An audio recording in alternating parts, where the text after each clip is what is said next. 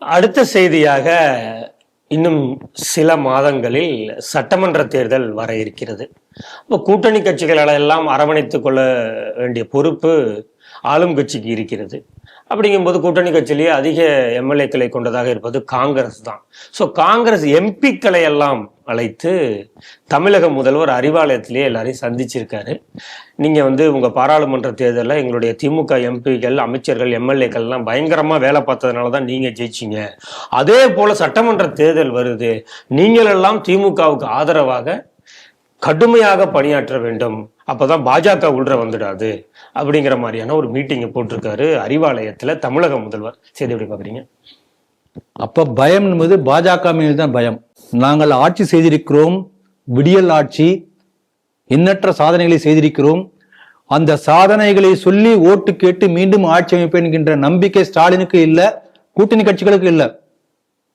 பாஜக வந்துரும், ஒன்னா சேர்ந்திருப்போம். ஆகவே ஒரு கண்டிஷனில் பேரில் கூட்டணி அமைந்திருக்கிறது. உண்மையான கூட்டணியில நெல்லிக்காய் மூட்டை தான். நெல்லிக்காய் மூட்டையா உதறினீங்கன்னா எல்லா நெல்லிக்காயும் தனித்தனியாக பிரிஞ்சு போயிடும். கொள்கையற்ற கூட்டணி. அந்த ஒரே கொள்கை என்ன? பாஜக எதிர்ப்பு என்கின்ற ஒரே கூட்டணி தான் அந்த சாக்கு மூட்டை. அதுக்குள்ள எல்லா நெல்லிக்காயும் தனித்தனியா இருக்கு, யாரும் சேரல் என்பதை முதல்வர் ஜாடமாடையா சொல்லியிருக்காரு. நம்ம எடுத்துக்கலாமா? அப்படித்தான் தோன்றுகிறது. இதுல பாருங்க, முக்கியமான பல எம்பிக்கள், மாணிக் தாக்கூர்,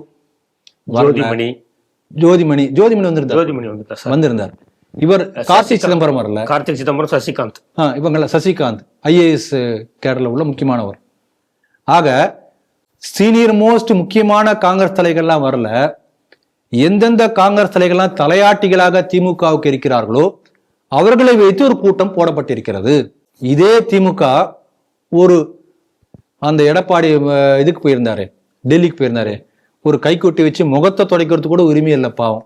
உடனே வெக்கப்பட்டு மூடிக்கொண்டு பயந்து ஓடுகிறாரா? அப்புறம் அதை வேற, அமித்ஷா இதுக்கு சார்பா பேட்டி கொடுப்பாரா? அமித்ஷா ஆட்டி படைக்கிறாரா அதிமுகவை? அமித்ஷாவின் கைப்பிடிக்குள் அதிமுக. எத்தனை விவாதம் தமிழகம் முழுக்க எல்லா சேனல்கள்லயும். கிட்டத்தட்ட ஒரு வாரத்துக்கு தான் டாபிக். அதிமுக தன்னுடைய சுயத்தன்மையை இழந்து விட்டது, அடகு வைத்து விட்டது அமித்ஷா கையில். காலில் விழுந்தாச்சு, அமித்ஷா காலில் விழுந்தாச்சு எடப்பாடி. எத்தனை விவாதங்கள். இப்ப காங்கிரஸ் எப்படி இருக்கு?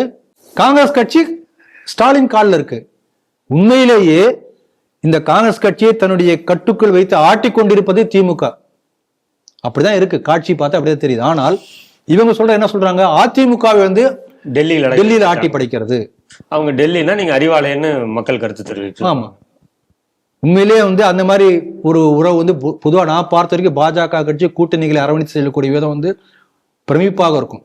அந்த அளவுக்கு கூட்டணி தர்மத்தை கடைபிடிக்கக்கூடிய கட்சி பாஜக.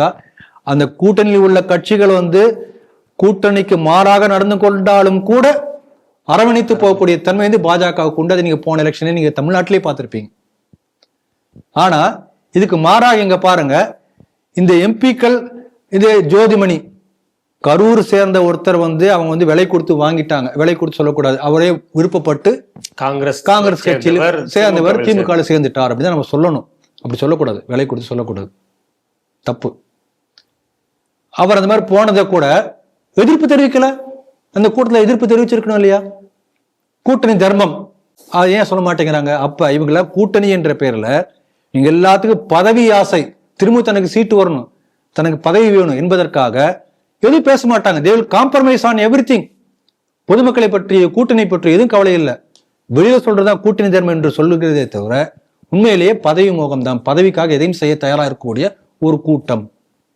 அந்த கூட்டத்தை இவர் கூட்டியிருக்கிறார். இதுல பாருங்க, இது அந்த எம்பிக்கெல்லாம் கேட்டிருக்காங்களாம், எல்லாரும் சேர்ந்து இந்த மாதிரி பல குறைகள் இந்த மாதிரி எங்களுடைய இதெல்லாம் இருக்கு, எல்லாம் தீர்த்து வைக்கணும். அதெல்லாம் அந்த கூட்டத்தில் விவாதிச்சிருக்கோம். எங்களுடைய தொகுதிகளுக்கு நல்லா பண்ணணும். அதெல்லாம் இத்தனை நாளா ஏதாவது பேசினாங்களா? இப்பதான் பேசணுமா? அப்ப இத்தனை நாளாக பேசக்கூடிய வாய்ப்பே அந்த கட்சி கொடுக்கப்படவில்லையா? அப்படிதான் நமக்கு தோணுது. இதுதான் கூட்டணி தர்மமா? அப்ப கொள்கைக்காக கூட்டணியா, மக்களுக்காக இந்த கட்சி இருக்காங்களா? இல்ல இந்த எலெக்ஷன் வரப்போது அதுக்காக நீங்க ஏதாவது பண்ணுங்க என்று பேசுகிறார்களா? ஆக இது எப்படிப்பட்ட கூட்டணி என்பதை நாம் தெளிவாக தெரிந்து கொள்வதற்கு இந்த செய்தி ஒரு நல்ல ஒரு அருமையான செய்தியாக இருக்கிறது. இன்னொரு பக்கம் கூட்டணி இல்லாமல் திமுக ஜெயிக்கவே முடியாது என்கின்ற பயமும் ஸ்டாலினுக்கு வந்திருக்கிறது. அதனாலதான் அவர் பேச்சிலே தெரிஞ்சிருக்கிறது.